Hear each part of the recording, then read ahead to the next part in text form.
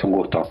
Bueno, a ver, si puede contarnos esta historia, que obviamente es impresionante porque hay mucho que uno deposita en una operación cuando está atravesando una enfermedad. Emocionalmente es muy fuerte esto que estamos conociendo, pero si nos puede contar un poco la historia de su defendida. Sí, efectivamente, como vos mencionás, es prácticamente una pesadilla para cualquier persona y es la que vivió Aida Sujur cuando el 24 de abril del 2017 ingresa al sanatorio de la ciudad de Puerto Madryn para hacerse, luego de haber realizado estudios, controles diferentes, o sea, obtuvo diferentes resultados en donde se había arribado a la conclusión de que tenía que hacerse una extirpación de un riñón, porque tenía un tumor del riñón izquierdo.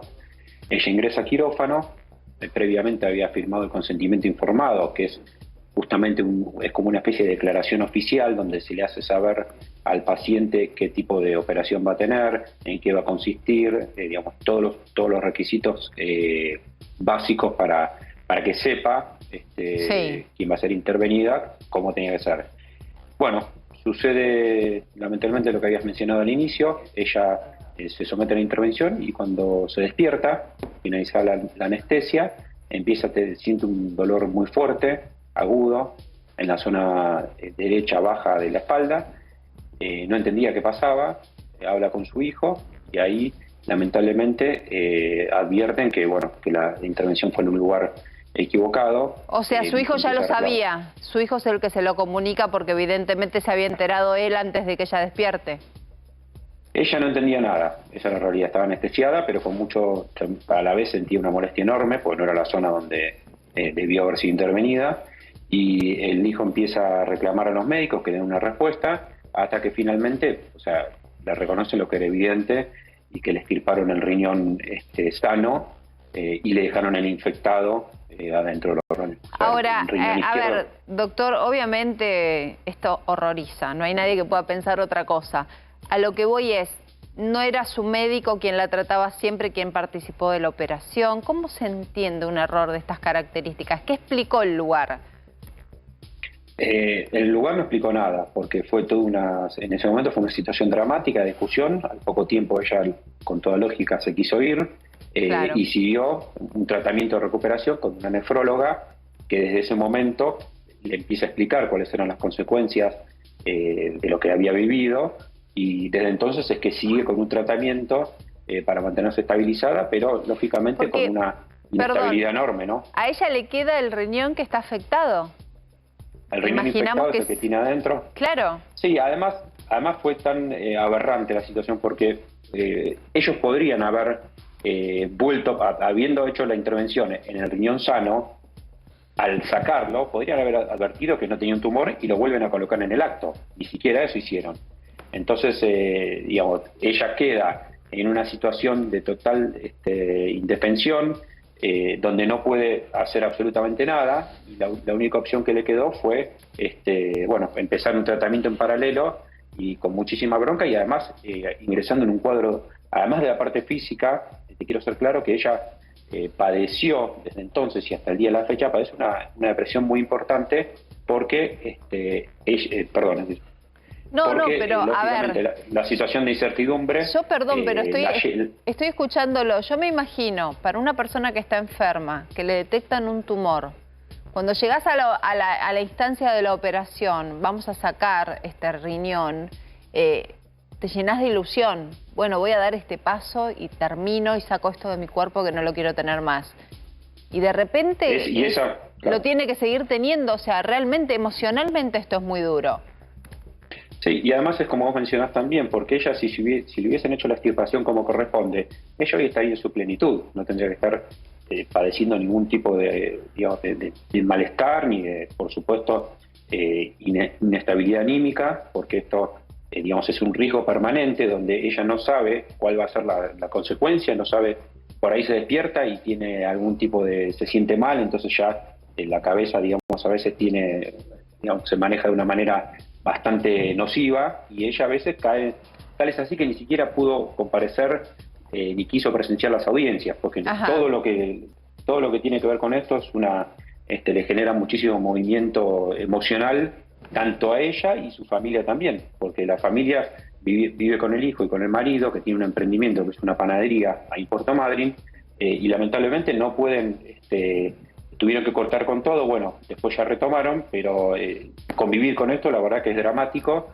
y lamentablemente esto pudo haber sido evitado porque estaba todo claro, los estudios eran claros, todo lo que se le informó a ella estaba dirigido al riñón izquierdo. Entonces no se entiende cómo un equipo que además dependía del médico que se llama Bresser, que es el que había diagnosticado el tumor, haga las cosas de manera incorrecta. Así que por eso hay una responsabilidad solidaria entre el médico que no controló su equipo, el que dirige el equipo, y a su vez el sanatorio de la ciudad, por supuesto, porque ellos tienen un deber, tienen la obligación de tener de mantener la seguridad, y a su vez cobran por cada intervención. O sea que la responsabilidad es absoluta. Es un sanatorio, es un nosocomio donde justamente uno entra sano o entra con una afección para salir sano, o por lo menos no peor que antes.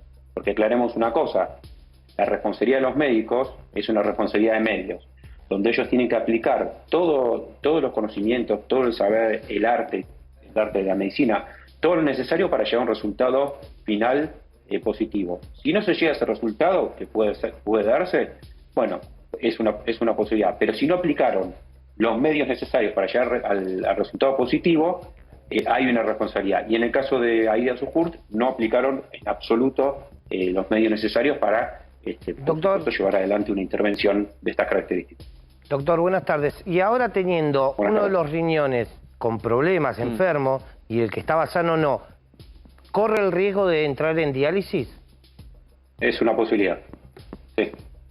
Porque ella, digamos, tiene que hacerse estudios permanentemente para ver, digamos, son cuestiones técnicas por ahí que la está siguiendo adelante con un nefrólogo que declaró una causa, y que ella, lógicamente, tiene que conocer de manera periódica en qué situación está, como si no tiene ninguna desregulación, porque ese es el siguiente paso. O sea, es lo que están buscando siempre evitar. Sí.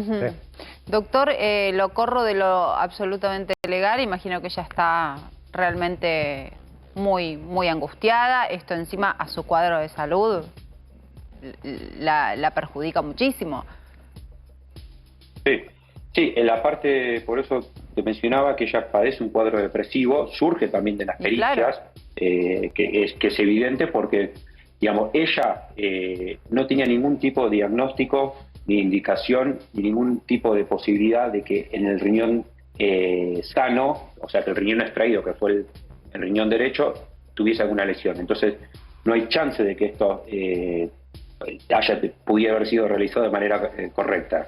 Y eso, lógicamente, a ella desde entonces le genera un malestar enorme, y todo lo que esté vinculado con el caso. Por eso ella a veces ni siquiera quiere hablar conmigo, digamos, para pasarle la información de la causa, porque lo tengo que hablar con el hijo, que es quien está en este momento poniendo la cara y afrontando toda esta situación. De tal manera, sí. No, ¿cómo está ella en este momento? Porque decía, usted no tiene vínculo con ella, pero sí con el hijo. Pasó un tiempo importante también, un tiempo considerable del hecho. Sí, no, ella está en situación, por ejemplo, ahora, en estos días que el caso está más o menos, tomó trascendencia, se está sintiendo un poco mejor porque se siente contenida, como que alguien la escucha. La visibilidad le sirvió. La visibilidad le sirvió de cierta manera. Es una especie de descarga, es una especie de descarga, porque también la causa, los médicos estos fueron muy difíciles de encontrarlos, de notificarlos, lamentablemente. Entonces, bueno, eso genera una pequeña dilación. Después, todo el proceso, digamos que son las pericias, las declaraciones de los testigos, lleva su tiempo, y ahora estamos en la etapa final, que es el momento de dictar sentencia. Pero esto también, justamente hoy el hijo de la mañana me dijo que se sentía de alguna manera reivindicada, un poquito mejor. Sí, a ver, cuando te pasa algo tan injusto como lo que estamos contando, que no tiene ni pies ni cabeza, y vos decís, che, el mundo sigue, a mí me pasó esto y queda en la nada y todo sigue igual, ¿no? Bueno, esto es importante que se conozca. Las personas que cometieron este error, que es mucho más que un error, porque un error es quizás algo que se puede reparar, y la verdad que esto no se puede reparar, ¿están tratando de ayudarla de alguna manera o esto queda ya en el plano legal y bueno, ya está, hasta que llegó? No, todo lo contrario. No solo no ayudando, sino dentro de lo que es la presentación. Las presentaciones judiciales fueron todas para dilatar, para extender, para negar, negando, rechazando absolutamente todo. No, de ninguna manera, nunca, jamás se presentaron, digamos, a ninguna audiencia, no tuvieron ningún tipo de acercamiento. Por eso te mencionaba que fue hasta difícil de encontrarlos, ¿no? Porque cambiaron los domicilios, entonces cada vez que le llegaba la demanda, ellos ya habían cambiado el domicilio. Tuvo una cosa bastante maliciosa y por esa razón es que nosotros, además de lo que se refiere al daño, ella es una damnificada directa, pero hay un daño que es el daño psicológico, el daño al proyecto de vida, a la familia, el daño moral, etcétera. Nosotros planteamos acá una situación especial que es el daño punitivo. Que lo que buscamos es, como se trata de una situación tan aberrante y tan absurda y evitable, se busca una sanción ejemplar. Esto está tomado del derecho norteamericano, que a su vez lo toma el derecho consumidor en Argentina. Es la aplicación de una sanción ejemplar en donde, a través de una condena económica, se genere una especie de aviso al resto de la industria, que en este caso sería la medicina, los hospitales, de que en caso de que esto se vuelva a suceder, bueno, pueden tener el mismo tipo de condena. O sea que de alguna manera se está buscando reparar el daño a nivel no solo de lo que es Aida Sujur, sino que también quede como un mensaje al resto de la medicina, al resto de los médicos, que lógicamente no son todos los que actúan de esta manera, sino son muy pocos. Y te comento más, a raíz del caso me llamó mucha gente que había sido intervenida por uno de los médicos que también habían tenido problemas, así que yo eso no lo sabía, evidentemente venía ya hace tiempo esto. Doctor, gracias. Queríamos que este tema se conozca, por lo menos que lo conozcan a nivel nacional. Es una historia de mala praxis, pero es una historia gravísima, gravísima, que tiene a una mujer muy angustiada, y cuando uno se mete en los pormenores de esta situación, es lógico. Nadie podría estar de otra manera. Ojalá que exista una reparación judicial, ojalá que pueda existir una mejora en su caso. Entendemos este momento tan triste que está pasando esta mujer. Gracias por estos minutos.